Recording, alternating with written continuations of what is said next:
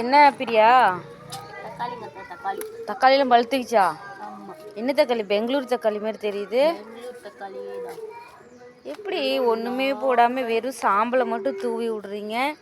இவ்வளோ அழகாக பூ பூக்கிறது. கத்திரிக்காயெலாம் இப்போ தான் பூ வச்சுருக்காட்டுருக்குது. அடாடாடாடா, 1 கிலோ தக்காளிக்கு பக்கமாக இருக்க மாட்டேங்குது.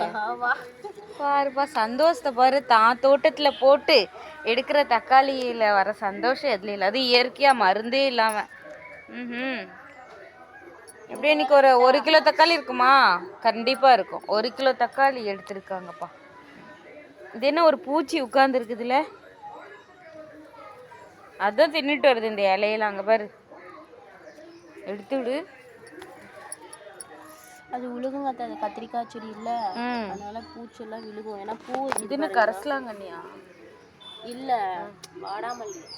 வாடாமல்லி. ஆமாம். இந்த நாட்டு தக்காளியா? கலா வீட்டில் இதுலேயும் நாட்டு தக்காளி இருக்குது. அது இப்போ தான் பழுக்க ஆரம்பிக்குது. இதெல்லாம் இன்னும் 2-3 நாளில் பழுத்துக்கும்.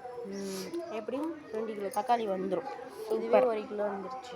2 நாளைக்கு உனக்கு வந்து 2-3 நாளைக்கு 2 தக்காளியாக போட்டினாவே போதுமே. ஒரு தக்காளி போட்டால் 1 போட்டால் போதும். இதெல்லாம் நாளைக்கு நல்லா பழுத்துக்கும். பாருங்க, இது நல்லா பழுத்துக்கும். சூப்பர்.